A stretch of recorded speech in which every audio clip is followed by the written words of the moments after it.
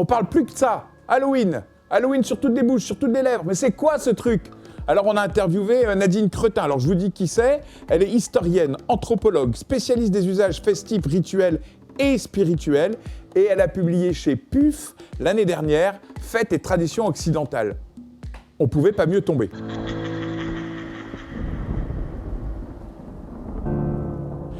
Bah pas tant que ça, parce que Halloween, alors je le lis aussi, est la contraction de Eve of All Hallows, la nuit de tous les saints. Donc si c'est la contraction de la nuit de tous les saints, c'est-à-dire que c'est postérieur à la Toussaint qui a été intégrée dans notre calendrier en 933 par Grégoire IV, un pape, et pas le chanteur.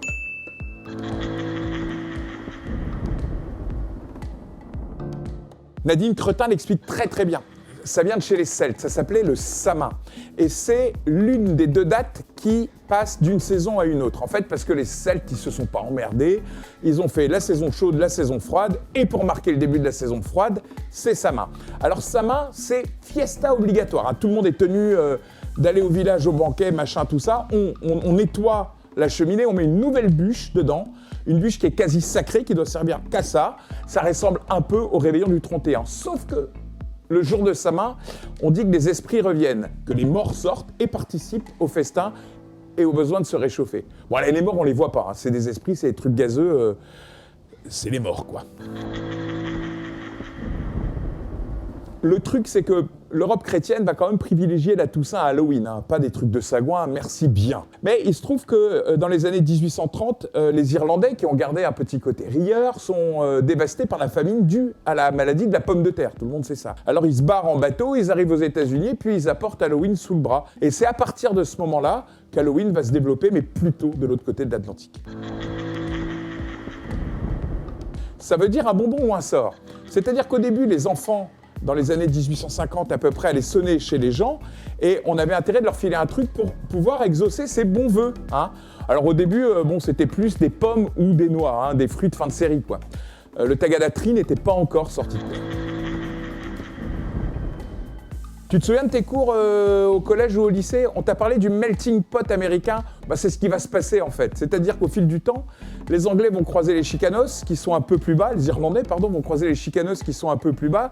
Et eux, le 2 novembre, ça tombe bien, ils fêtent la fameuse fête des morts qui est très colorée, très bariolée. Tout ça se mélange dans une espèce de grande marmite. Et arrivent les premiers déguisements des gueux avec du sang, des vampires, des trucs et des machins. Parce qu'avant, les enfants pouvaient se déguiser en sorciers, éventuellement, ou en fées, mais surtout en sorciers. Chez les Celtes, il y avait les bons, les fées, et les mauvais, les sorciers. C'est assez binaire, un Celte, finalement.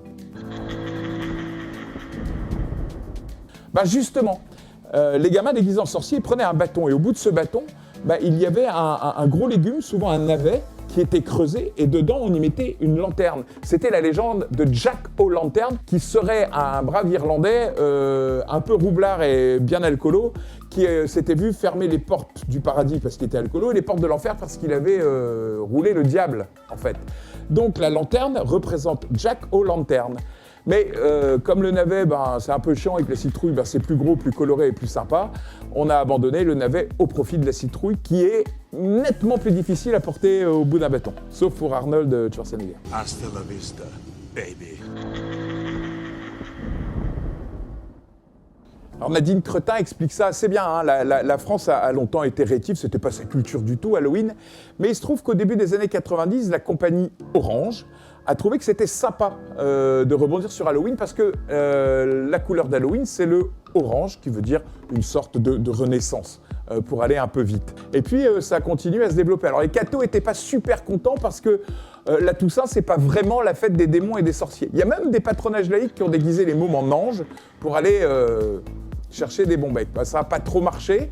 Les gamins, eux, continuent à adorer Halloween parce qu'ils récupèrent des bonbons et qu'ils se déguisent. Et à la fin du compte, c'est plutôt eux qui sont aux anges.